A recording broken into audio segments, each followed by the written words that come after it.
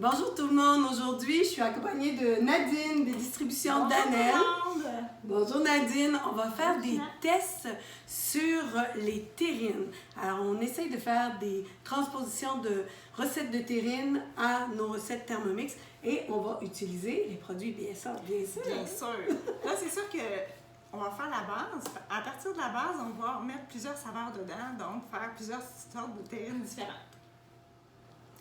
Bon, pour débuter, on va faire la technique d'échaudage. C'est la première fois qu'on la fait au Thermomix parce que normalement, ça se fait plus sur la cuisinière. Donc, pour faire l'échaudage, on va prendre l'application qui est bouilloire. On va faire venir bouillir notre eau à ébullition. On va prendre environ 1,5 litre d'eau. Puis ensuite, on va mettre notre gras de dos de porc. On a notre 1,5 litre d'eau demi. On a sélectionné la fonction bouilloire. Et on n'a qu'à partir le tout. Ça va nous emmener à 100 degrés pour procéder à notre prochaine étape. Fait qu'on y va pour la prochaine étape. La prochaine étape, on met le gras de porc dans notre eau très chaude. Très chaude. Alors, il a été prépesé. On y va avec 300 grammes. Fait que voici le gras de dos. Fais attention de ne pas brûler tes doigts. Et on va le laisser reposer pendant 8 à 10 minutes. Comme ça, on n'aura pas, on va le prendre avec des pinces pour, comme Nadine nous expliquait tout à l'heure, qu'il devienne cassant sous nos doigts. Ça y est, notre 10 minutes qu'on a mis? 8 minutes. 8 minutes est terminé. 8 minutes est terminé, fait que Nadine va nous montrer le résultat. Alors, voilà, pour ne pas se brûler et faire trop de dégâts. Nous sommes rendus à mettre le foie de porc. En fait, on ne veut pas le faire cuire. On veut juste le faire tremper dans l'eau chaude peut-être 30 secondes. C'est seulement pour le nettoyer puis enlever l'amertume qu'il pourrait y avoir dessus. On utilise le même eau, vas-y. On va le mettre directement, ça ne sert à rien de repartir. L'eau est encore chaude. Vous savez, le mode bouilloire maintient l'eau à la bonne température, surtout avec le couvercle fermé, pendant un bon bout de temps. Donc, tant qu'on est sur le mode, comme vous pouvez voir à l'écran. Nous, on s'est servi d'une recette de Thermomix qui existe déjà, qui s'appelle terrine de campagne, mais il y a des étapes qu'on va passer parce qu'eux, ils ajoutent des fruits, des pistaches. Ça, on va faire ça plus tard. Nous, on veut vraiment vérifier aujourd'hui dans notre expérience les textures, les temps de cuisson et la façon dont on intègre les épices et les préparations déjà faites de BSA.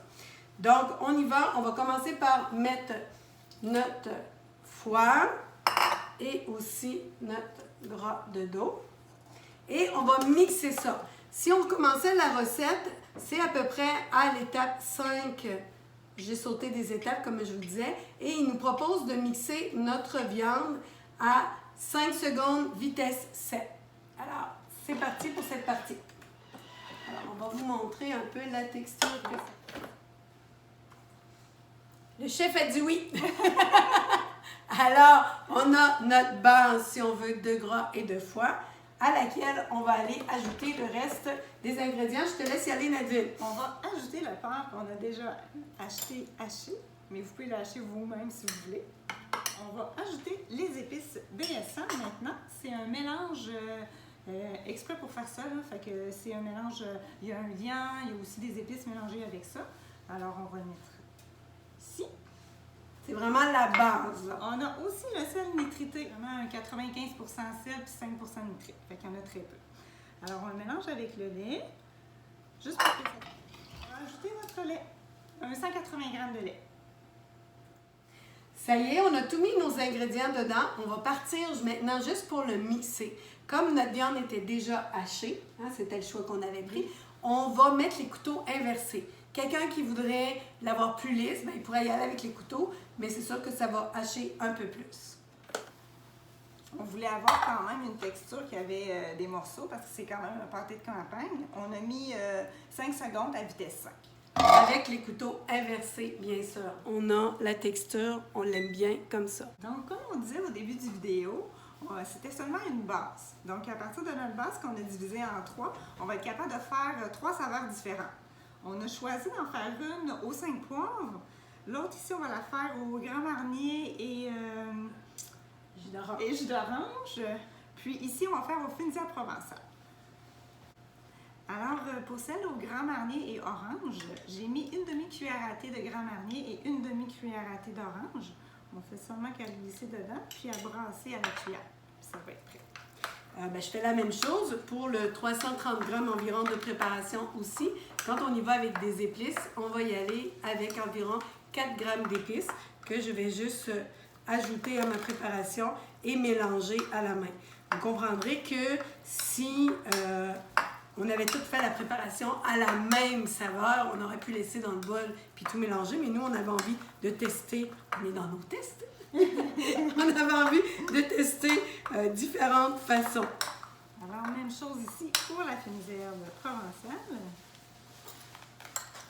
Tu as mis 4 grammes, c'est ça? Oui, c'est juste que les fines herbes, comme c'est très léger, on a l'impression qu'il y en a vraiment beaucoup. Dans le fond, on utilise des petits bols que nous vendons chez Distribution Danel, mais si vous n'en avez pas, c'est pas si grave, vous pouvez prendre un autre bol à la maison. Ces bols-là, ce qu'il y a de le fun, c'est qu'ils vont à la cuisson au four, mais c'est une cuisson qui n'est pas très élevée. De toute façon, pour les terrines, on cuit à 195 degrés Fahrenheit, donc il n'y a pas de problème pour les petits plats. Alors, on va remplir pour chacune des saveurs qu'on va faire le pot à peu près aux 2/3. Oui, on laisse un petit espace parce qu'après, on va mettre une petite gelée sur le dessus pour faire cute et pour la conservation. La petite gelée est facultative, mais comme Nadine dit, c'est souvent là qu'on va laisser aller notre design.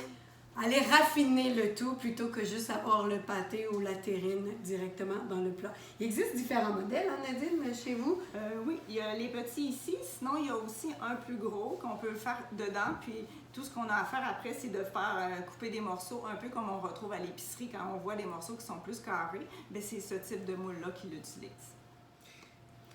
Nous sommes donc rendus à la cuisson. Pour la cuisson, on a mis un petit peu d'eau dans le fond de notre plat. Puis on a ajouté nos petits plats de terrine qu'on avait déjà préparés.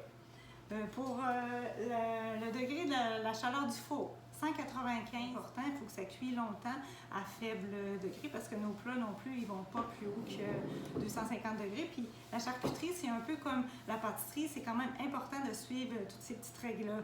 Écoute, on est contente, on a bien réussi. Hein? C'était vraiment des tests aujourd'hui, je pense que ça va être beau. On va le mettre au four. Pour savoir la durée, ça je pense que tout le monde voudrait savoir la durée, il faut vraiment y aller, comme Nadine disait, on peut pas tricher beaucoup avec la charcuterie comme la pâtisserie. Donc on va y aller avec le thermomètre et il va falloir atteindre 72 degrés Celsius ou 162 degrés Fahrenheit. C'est ça. Et une fois que ça va être là, si ça prend 2 heures ou 3 heures, ça voudra dire que la cuisson est prête. Alors, on est rendu à vous montrer notre résultat. Hier, on a fait nos terrines avec Nadine, avec nos 3 saveurs. Elles ont refroidi. Toute la nuit au réfrigérateur. C'est ça. Puis, ce matin, on a mis de la gelée ambrée. Vous irez voir notre vidéo sur la gelée ambrée. Et voici nos résultats.